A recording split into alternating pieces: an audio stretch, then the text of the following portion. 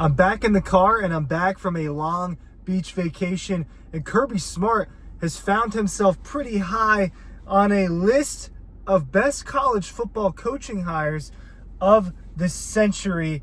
And look, if you just think about the last 25 years of college football, it's hard to think about all of it without thinking about Georgia's head coach, Kirby Smart. He's had a pretty big hand in two very successful college football programs in both Alabama and obviously the lead hand in what's gone on with the Georgia Bulldogs the last decade, while he has been the leader of the University of Georgia football program. But where does he fall on this list? Is this the CBS Sports list?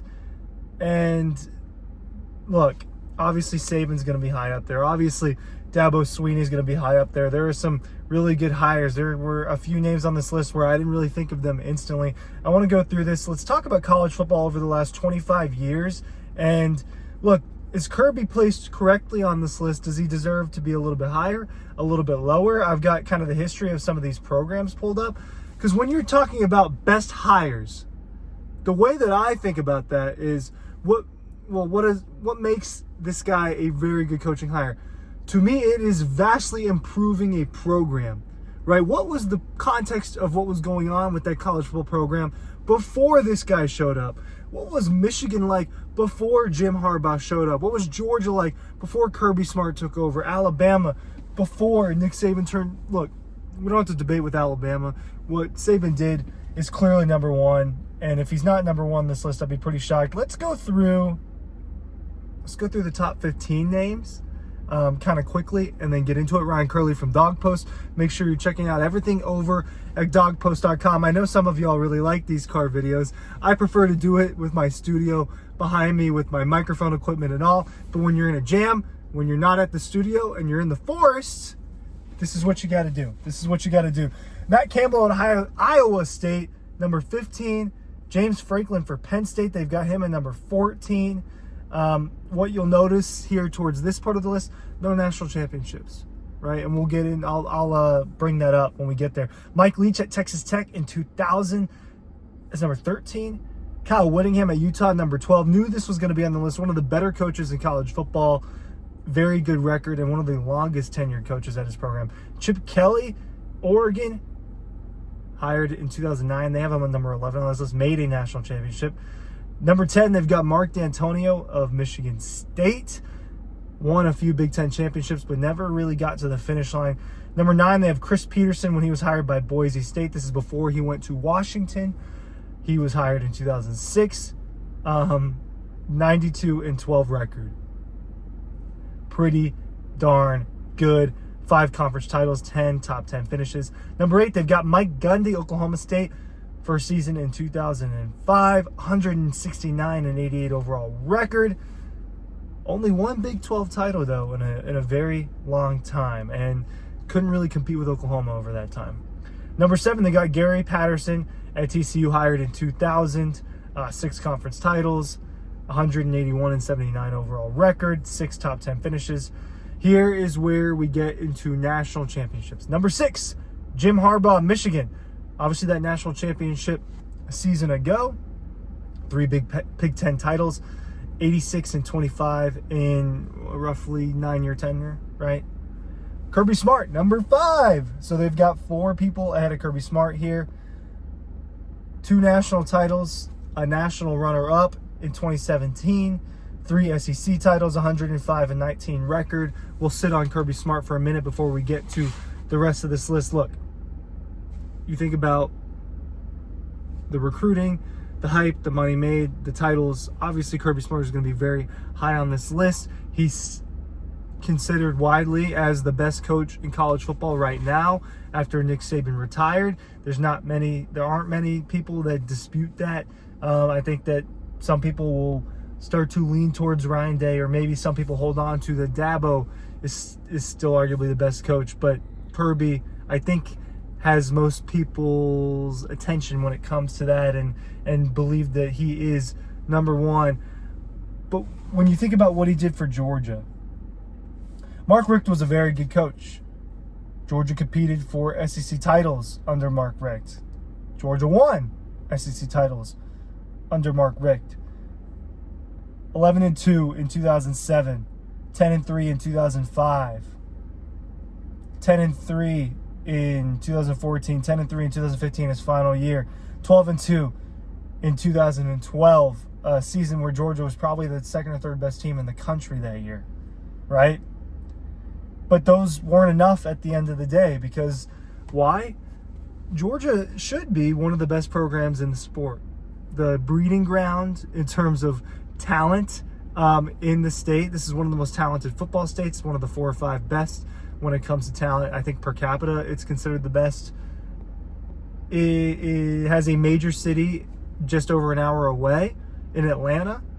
I think that matters in terms of travel and recruiting. It is a rich athletic department with all of the facilities. It has a premier stadium in college football in Sanford Stadium. It is a premier university in the country, right? There are a lot of things that should go well for Georgia, and Kirby Smart completely unlocked Georgia's potential, which was to be a perennial national championship contender. And you saw that near immediately in year 2.